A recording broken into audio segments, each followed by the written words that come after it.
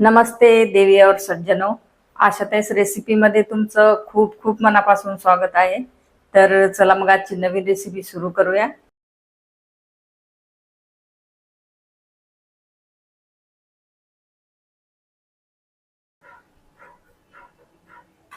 आज आपण बनवणार आहोत उपवासाचा एकदम नवीन प्रकारे शिरा।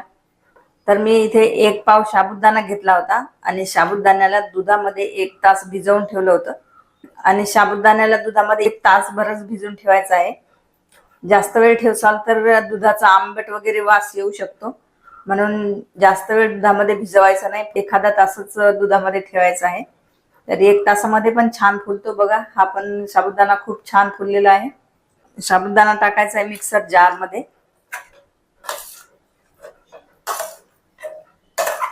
आणि ग्राइंड करताना थोडंसं दूध टाकून ग्राइंड करायचं आहे, म्हणजे याची स्मूथ पेस्ट होईल। तर बघा साबुदाण्याला अशा प्रकारे ग्राइंड करून घेतलेला आहे। कढाईमध्ये टाकायचं आहे 2 चमच तूप,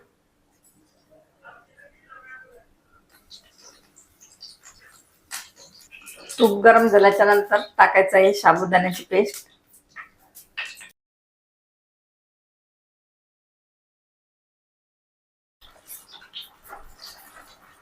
याला छान तुपामध्ये रव्यासारखं भाजून घ्यायचं आहे।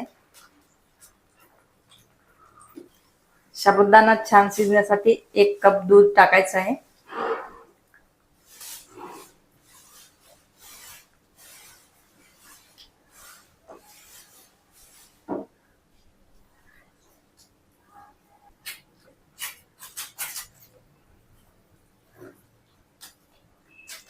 साबुदाण्याला दुधामध्ये 4-5 मिनिट शिजवल्याच्या नंतर टाकायची साखर, किंवा साखरेऐवजी गुळ पण टाकू शकता। आता हे साखरेचं पाणी सुटेल तर साखरेचं पाणी आटू द्यायचं आहे।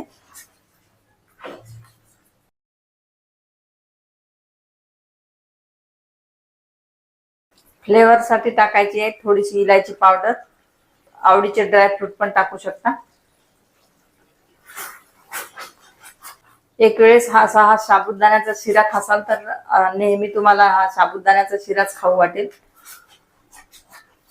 शिऱ्याला असं सतत चालवायचं आहे, नाहीतर कढाईला खाली बुडाला लागू शकते।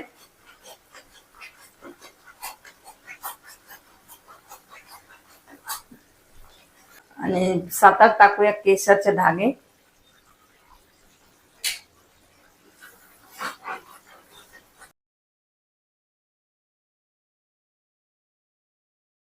शिऱ्यामध्ये शायनिंग येण्यासाठी 1 चम्मच तूप अजून टाकूया।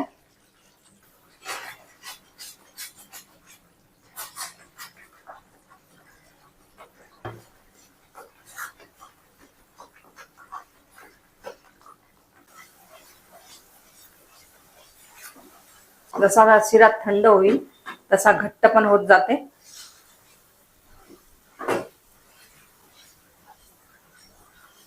तर शिऱ्याला या कन्सिस्टन्सी मध्ये ठेवायचा ते या कन्सिस्टन्सी मध्ये ठेवू शकता, किंवा अजून घट्ट करायचा तर अजून शिजवून घट्ट करू शकता।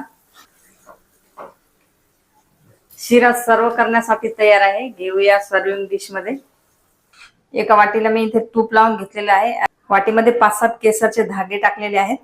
तर शिरा टाकायचा आहे या वाटीमध्ये।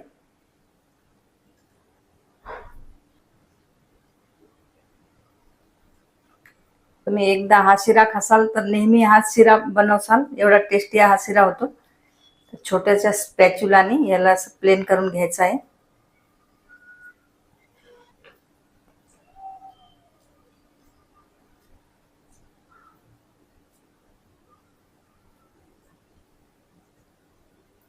वाटीला करायचं एका सर्विंग डिश मध्ये उलट।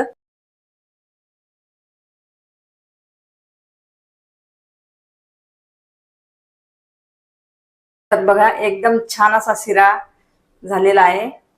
तर या शिऱ्याला उपवासामध्ये खाऊ शकता, किंवा याला प्रसादामध्ये ठेवू शकता।